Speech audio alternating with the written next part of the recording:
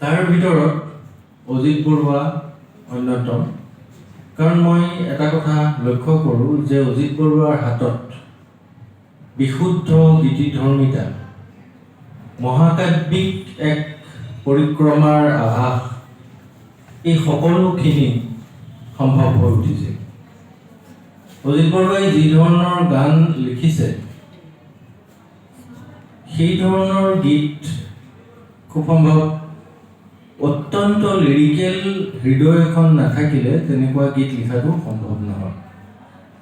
আৰু জীৱন আৰু জগতক লৈ মহাকাব্যিক কিবা এক অতৃপ্তিৰ ভাৱ নাথাকিলে মই ভাবোঁ ব্ৰহ্মপুত্ৰৰ দৰে কবিতা লিখাটো সম্ভৱ নহয়। মহাকাব্যিক অতৃপ্তি বুলি মই কৈছোঁ। এই কথাটোৱে মোক সদায় বিস্ময়ত বিমুগ্ধ কৰে।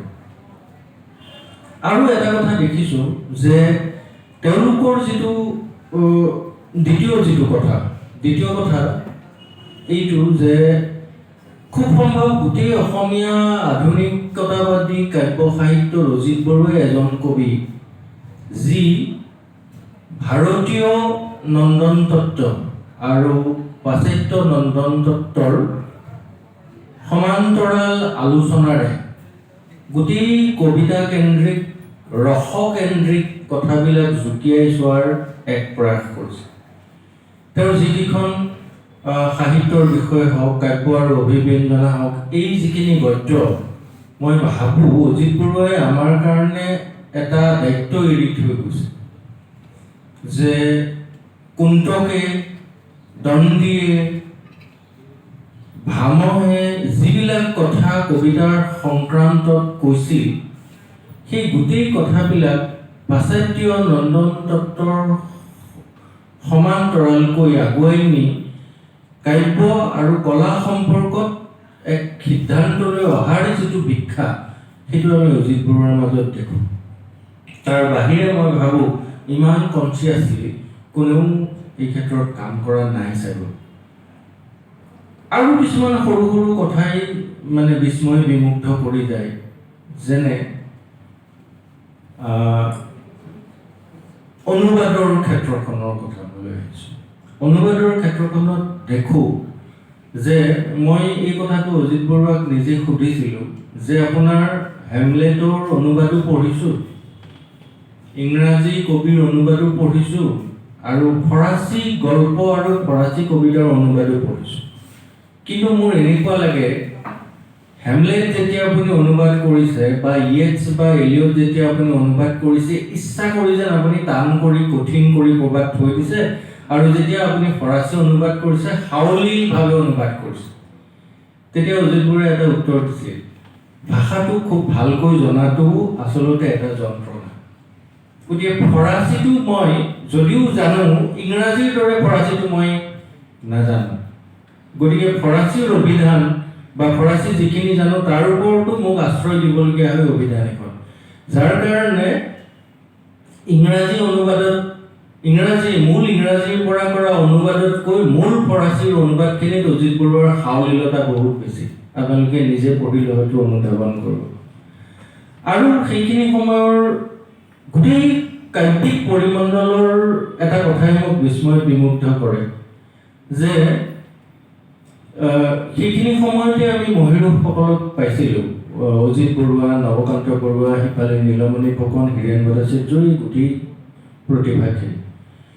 অলপতে নৱকান্ত বৰুৱাৰ ৰচনাৱলীৰ মই কাম কৰি থাকোঁতে নৱকান্ত বৰুৱাৰ পুৰণি ফাইল এটা, মানে পাণ্ডুলিপিৰ আধা ষ্টেটফেডৰ দীঘলীয়া বহীখনৰ পিছৰ পিনে উয়ে কুটিছে, আৰু তাতে এটা কবিতা, যিটো কবিতা ক'তো প্ৰকাশিত নহয়, পেঞ্চিলেৰে কবিতাটোৰ শেষত লিখা আছে অজিত বৰুৱাৰ কবিতা পঢ়ি। মই ভাবোঁ যে এই যে আমি সাধাৰণতে দেখোঁ যে আমি সমসাময়িক কবিসকলৰ কবিতা নপঢ়োঁ, তেওঁলোকক সচেতনভাৱে আঁতৰ কৰি ৰাখোঁ, আৰু আমি মানে নিজে কি কৰিছোঁ তাৰ ওপৰত প্ৰাধান্যটো বেছি দিওঁ। সেই কণ্টেম্পৰেৰী সময়খিনি অত্যন্ত গুৰুত্বপূৰ্ণ আৰু মই ভাবোঁ অতি ভাল কথা আছিল, শিকিবলগীয়া কথা আছিল এইটো যে তেওঁলোক সকলোৱেই কবিতাক বা আধুনিক অসমীয়া কবিতাক এটা গোট হিচাপে আগুৱাই লৈ যোৱাৰ কাৰণে যত্নপৰ হৈছে, যাৰ কাৰণে আমি নৱকান্ত বৰুৱাই সেই অৰণ্য সেই মহানগৰৰে অসমীয়া আধুনিকতাবাদী কবিতাৰ দুৱাৰ খুলিছিল বুলি আমি কওঁ। আৰু সেই নৱকান্ত বৰুৱাৰ এটা অপ্ৰকাশিত পাণ্ডুলিপিৰ শেষত পেঞ্চিলেৰে লিখি থোৱা একেবাৰে ছয়াময়াকৈ আমি দেখোঁ অজিত বৰুৱাৰ কবিতাবোৰ। তাৰমানে কেনেকুৱা ধৰণৰ ইনফ্লুৱেঞ্চ এজন সমসাময়িক কবিয়ে তেওঁৰে সমসাময়িক আন এগৰাকীৰ ওপৰত এৰিব পাৰিছে। That was the culture. আৰু সেই লিটাৰেৰী কালচাৰটো ক'ৰবাত যেন ক্ষুণ্ণ হৈছে, সকলো ক্ষেত্ৰতে তেনেকুৱা এটা অনুভৱ হয়। আজিৰ পৰা কিমান বছৰ, প্ৰায় 22-24 বছৰৰ আগতে খুব সম্ভৱ ইয়াত এই হলটোত সুদমাৰ্চন হলত এনেকুৱা এখন কবি সন্মিলন হৈছিল, অনুভৱটাও আহিছিল খুব সম্ভৱ। সেই কবি সন্মিলনখন আয়োজন কৰিছিল সেইখিনি সময়ৰ সাধাৰণ সম্পাদক অখিল গগৈ, কুশলো আছিল সম্ভৱ। আৰু তালৈ মোৰ ভাবি ভাল লাগে যে তালৈ আহিছিল নীলমণি ফুকন, অৱনী চক্ৰৱৰ্তী, তালৈ আহিছিল ৰবীন্দ্ৰ চৰকাৰ, তালৈ বীৰেশ্বৰ বৰুৱা আহিছিল। এই বীৰেশ্বৰ বৰুৱাক সেই প্ৰথম আৰু এবাৰেই দেখিছিল, ৰবীন্দ্ৰ চৰকাৰক সেই প্ৰথম আৰু এবাৰেই লিখিছিল। এনেকৈ স্বনামধন্য গোটেই কবিসকল এই হলটোত গোট খাইছিল। আৰু সেইদিনাখন আমি কটনিয়ানখিনিৰ এনেকৈ এই চাইডে চাইডে থকাৰো কোনো ধৰণৰ বিৰতি বাদ নোপোৱা অৱস্থা এটা হৈছিল। That was also' literary culture.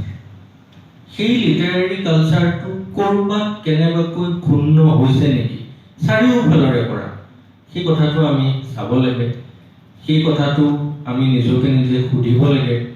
যিখন অজিত বৰুৱা অনুৰাগী সমাজক যি মহাবিদ্যালয় বা বিশ্ববিদ্যালয় এই মঞ্চখন দিছে, সেই মহাবিদ্যালয় বা বিশ্ববিদ্যালয়েও এই প্ৰশ্নটো নিজকে কৰিব লাগে যে এই লিটাৰেৰী কালচাৰটো ক'ৰবাত অকণমান হ'লেও ক্ষুণ্ণ হৈছে নেকি, যাৰ কাৰণে একেবাৰে শেষলৈকে এই প্ৰেক্ষাগৃহত উপস্থিত থাকিবৰ কাৰণে দৰ্শক আঙুলি মূৰত লিখিব পৰা হৈছে।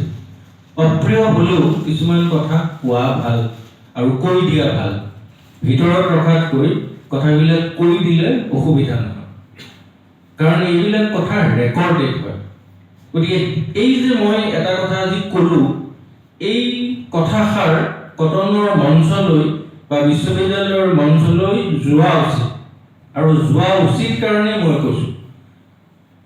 গতিকে এই যিটো প্ৰয়াস, এই প্ৰয়াসটো মই ভাবোঁ যিকেইগৰাকী অনুজ কবি তেওঁলোকে এই ক্ষেত্ৰত অকণমান চিৰিয়াছলি যিহেতু কবিতাৰ চৰ্চা এটাত লাগিছে, তেওঁলোকেও চিন্তা ভাৱনা কৰিব। আৰু মই ভাবোঁ যে ভৱিষ্যতে আমি ইয়াত এনেকৈ অনুষ্ঠান যেতিয়া আমি পাতিম, আমি সভা ভৰ্তি নহ'লেও অন্ততঃ কনচিডাৰেবল এমাউণ্ট এটা যাতে আমি ছাত্ৰ ছাত্ৰীখিনিক অন্ততঃ